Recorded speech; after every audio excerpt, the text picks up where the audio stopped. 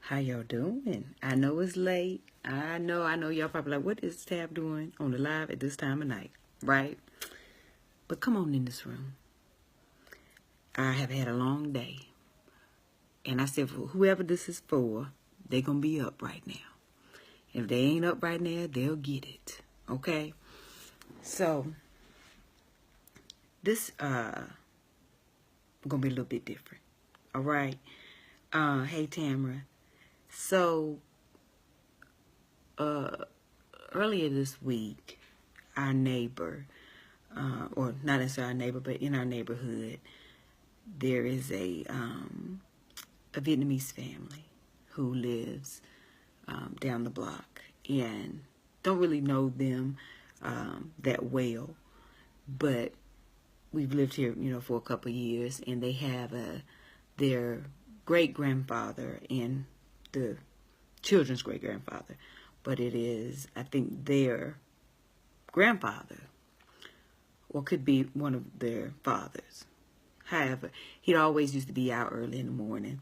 I would see him when I would take the kids to school. We would always, wave, type of thing, right? And last week, maybe like 8:30 at night, somebody was tapping on our door. And my husband went to the door, and it was the grandfather. And I stress that they are Vietnamese because he was trying to tell us something, but he did not speak English. He was speaking Vietnamese. And when I say he's elderly, I mean in his 80s, okay? But it was late at night. And I used to work at a nursing home for Alzheimer's and dementia. And so I thought, it's a little late at night. And he's attempting to almost come into the house. But again, he's speaking something that we don't understand what he's saying. So I told my husband, you need to go to the house and get somebody. And I'll just stand right here with them. And as my husband went to go, get his family to come and let them know, he was at our house, they, when he knocked on the door to say, hey, your dad or your grandfather's down at our house, they all were upset and kind of arguing back and forth, like who's going to go get him, and, like he was a burden, okay? And then he began to tell my husband he has, Alzheimer's and it's getting bad now. And it hurt my heart, okay, that they were so frustrated, okay? I understand the frustration of being a caregiver. I do. But listen, no one asked to be sick. No one wants that disease, okay? No one wants any disease, let's be honest. So it had bothered me so much. And then today I saw one of the ladies coming out of the house this morning. And it hit me again. And so I had been ripping and running all day. And I was in the shower just now, and I was in prayer mode. Because that's when I get my time in, to really have my quiet time and talk to the Lord, right? And he said, you have to share. Because somebody is a caregiver right now, and they're frustrated. I was my mother's caregiver, my sister and I, even my stepfather. But he got to a place to where he was so angry, and he was so frustrated with my mom for being sick, although it was not her fault. She didn't ask for that, and trust me, she did not want to be sick, and she never wanted to feel like a burden. And it's like she brought that memory back to me to share with somebody, okay?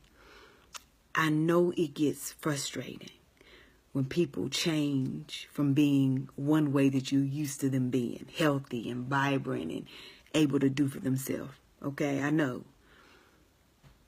But trust me, the last thing that anybody who is sick and shut in already needs to feel is a burden. They should never feel like a burden because they feel guilty. I remember my mom used to tell me, even though I would try so hard to make sure she knew, Mama, I don't mind. You took care of me as a child. I'm going to take care of you, right? But she would tell me, I feel so bad that y'all have to take care of me. I don't want y'all to have to take care of me. I feel so bad. Y'all should be, living your life and going to do what you want to do. Not here taking care of your mama. But I would always stress to her, that is what we are supposed to do, right? But I know it's hard. I got tired. I got frustrated, but not with her. It's the situation, okay? It's the situation that we get tired and frustrated of. We want them to be better. But when they can't and they're not in control, we have to remember that. But it's so important, all right, if you are a caregiver, to know when you've reached your point where you need a break. Because although you're there to help and to give care and love, baby, if you're frustrated, you start treating them differently. There's anger that comes about that you don't always know that you're giving off. But they feel it. They feel it. And a lot of times I truly believe that people give up. The people that are sick, sometimes they give up early because they don't want to be a burden on somebody anymore. They don't want you to be upset with them. So they stop fighting sometime. Okay? So you have to know when you need a break. And it's not a bad thing. Okay? It is okay to say, I'm tired and I need a break. You don't have to feel guilty about that. You're human. That's a natural thing. It's a natural feeling. Okay? When you're taking care of somebody, it takes a lot out of you too. So everybody has to be on the same page. So I know sometimes it's hard when you're in a family, right? And you might be the only one that is available. Or you may be the only one that got enough sense to take care of somebody. Or you may be the only one who actually got themselves together. Or you might be the only one who don't have a job right now. So everybody say, well, you ain't doing nothing. You got to do. So then sometimes you have to, you are placed into the caregiving position and you didn't want it, right? And a lot of us don't want it. Listen, nobody wake up like, oh, I hope my such and such gets sick so I can take care of them. No. But sometimes you are placed in that position. Right? Because you are the only one available. Now, it may seem like that because of your situation and your family may appoint you, right? But we got to also remember that God chose you too. He trusted you to take care of one of his children. So sometimes we have to remind ourselves that because we forget that, I think. Sometimes we just say, okay, it's my mama or it's my daddy, it's my grandma, it's my uncle, it's my child, whatever. But no, that's one of God's children. That means he took the time to trust you on that journey. Okay? So if he trusted you, you got to trust him. But you also have to be honest and say, I'm tired. I don't want to lash out on nobody. I don't want to give them any less love or treatment that they deserve. I need a little break. Now, I know there's services and things that are available, but that cost money. And then there's some that are funded and are free that will give you an hour or two a day when you may need some help. But sometimes, honey, we got to call our family member or our friend. And we have to say, listen, I hate to ask you this, but I just need an hour. I just need a little break. Okay? And I know somebody saying, I ain't got nobody. I don't know nobody. But yeah, you do. But sometimes we don't want to ask. All right? We don't want to ask. Ask for that help. Tell somebody when you need that. All right? Now, there's one other thing that I want to say. And this is very important. I want you to hear me. I want you to hear me clear. Now, I said that the person who is sick should never feel like a burden. Right? We never want them to feel that way.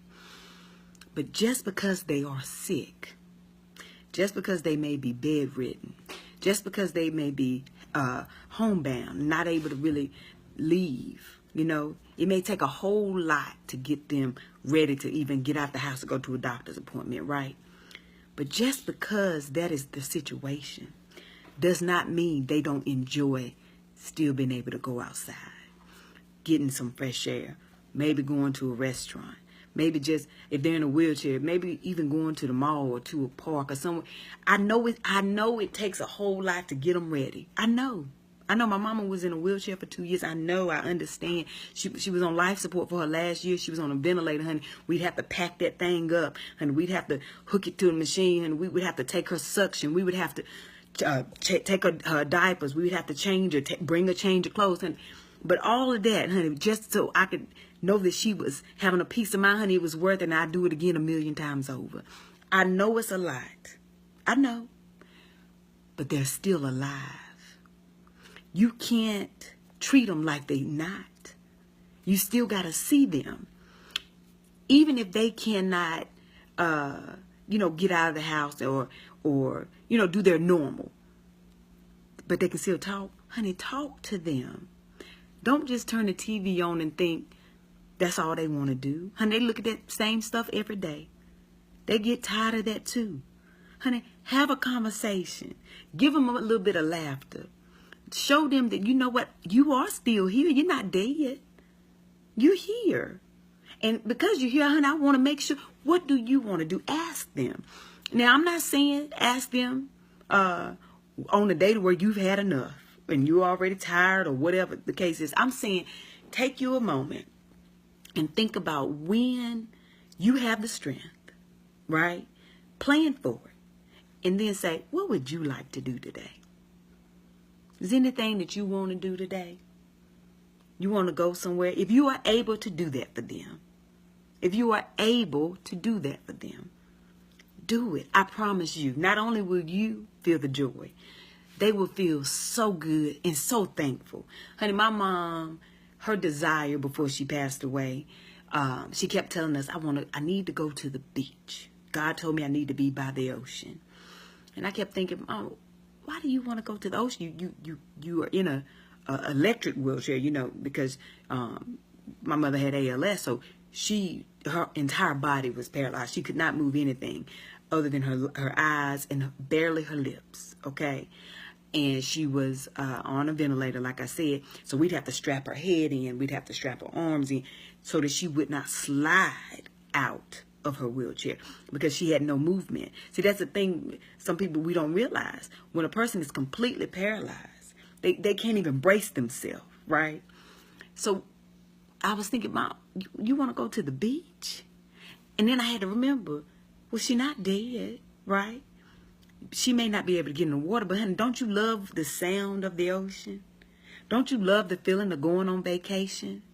Even if it's just this one last time. And that's what I had to wrap my mind around that. I said, oh, my mama want to hear one of God's greatest creations, the ocean. Honey, because the ocean is so special. Whenever you are doubting God, honey, if you can see an ocean, know how to stop. It knows where to stop. And it's this huge body of water. And that's what my mom used to say. She said, if that ain't God, what is? Honey, that ocean know where to stop and how to go back in. It knows that this is not its place. That it knows where it is to stay, right? But my mama wanted to go there. She said, I have to go. I just want to be by the water. So we did. And it was a 3-hour drive with my mom in her handicapped van and in her chair where we positioned it almost so like she was laying back. Honey, we played music, we laughed and sung songs, and it is still one of the best memories that I have. One of the best memories that I have with my mom. So I'm saying to you, if you have it in you, and if you are available to do so, ask them, what do you want? What do you want to do? Or sometimes it might even just be food. Because sometimes we get so busy preparing. And we say, okay, they're going to eat this because this is what I'm cooking because I don't feel like doing nothing else. That you might not even ask them what they want to eat. Ask them, what you got a taste for today? Treat them as the human that they are. As the person that they are. They're not dead. They are still here. I promise you, I know it's hard, but you will be rewarded greatly. You will feel it. They will feel it. And you will have so much peace. God willing, the day that they may pass, okay? Your peace will be that you know you did everything that you could do. Yes? And you will be able to rest with that. You don't want to ever mistreat someone that you have been trusted to be the caregiver for. Okay? So ask for your breaks. If you're tired, ask for your breaks. Okay? It's all right. Nobody gonna judge you. Honey, matter of fact, I most definitely, but people should respect you more for saying, I'm a little bit tired. I need a little break. Because, honey, it takes a lot of strength to admit when we're tired. Yeah, and especially us women. Not to discredit our men. But, honey, us women, you know, we carriers, honey. We carry. We take care of everybody else before we take care of ourselves. But, honey, let me tell you something. If you don't take care of you, you can't take care of nobody else. You can't do it. Okay? So I just had to get that out. I don't know who it was for, but, honey, all day long, that thing bothered me. And I got in the shower, and a lot of times when I pray, I talk to the Lord, but I always talk to my mom. And I always ask her to remind me of things that she wanted to do, because my mom was a minister. So I say, Mom, I want to make sure I'm continuing her legacy, right? I'm not a pastor. No, I'm not. But we all have our own ministry in some form or fashion, right? So I often pray and ask her, tell me what I need to share with people. Remind me what needs to be said. And this is what I got tonight in the shower. Okay? So I just wanted to share that. I know somebody that's watching, this may be for you. If you know somebody it's for, honey, please share it with them. And we in this thing together. Okay? We in this thing together. So whenever something comes across me and it's in my spirit, honey, I'm going to share it. All right? Because I love y'all. I want us all to feel good about our walk and our journey in this life. Okay? And if you've been chosen to be a caregiver, honey, trust and know that you're very special. Okay? You're very special. Everybody don't get chosen to do that, to take care of someone. So remember, lead in love with everything that you do. All right? But see them, not for who they are right now, but just for who they are, period. Okay? Because they may have been this person before that went out and did things and blah, blah, blah, whatever. And now they may be sick and shut in. And that allows, sometimes messes with people and they forget about who they were. Right? They're still that same person. Their physical may be different. But they still up here have the same desires. Okay? So remind them of that. And sometimes, honey, that's the very thing that may heal somebody. Yeah. That's the very thing that could heal somebody. You never know. You never know. Listen, I know that my mother had a terminal death. A terminal disease that resulted in death. And we knew that she was going to die. But, honey, listen, my mama was in a wheelchair. I tell you this is the honest God truth. My mom was in a wheelchair. She was she had a hospital bed for her last 2 years of her life, right? And even though she could not walk, beforehand now, my mama was a very classy lady, honey, wore heels every day. So in her wheelchair, she would say, put my high heels on me, even though she won't walking nowhere. But in her mind, honey, she said, but in my mind, I'm walking. Put my heels on me. Honey, even laying in her hospital bed, she said, y'all put my heels on me, please. Honey, put me a dress on. Little things. The little thing. Even though we all knew that she was going to die. We knew that. But, honey, whatever her wish was, honey, let's make that happen. That thing used to bring her so much joy and happiness. Honey, her smile would light up the whole room. So do that for your people. Ask them, what is it you want to do? Honey, I'm telling you, it'll give you a good laugh, honey, but it will bless you and them. Okay? So that's it. Linda, I just saw your message, honey. Linda, I know you're tired, honey. I know you're tired. But ask for help, okay? Ask for help. But know that just a little bit of time, even if it ain't but an hour, to maybe go out and take you a walk, or go get your nails done, or go get your hair done, or just get you some me time. I know. Trust me, I know. But it's going to be all right. This is temporary. For everybody involved, it's temporary. It will get better. This too shall pass. Okay? So, I love y'all. Please share this with someone that you think may need it. Okay? Take it to heart. Know that it's only because I love y'all. And I want us all to be at peace here and here. Okay? So, tonight, I pray you have a good night. And tomorrow, honey, I pray you have a good day. But, baby, if you can't have a good one, don't you dare go messing up nobody else's here. I'll talk to y'all later. God bless.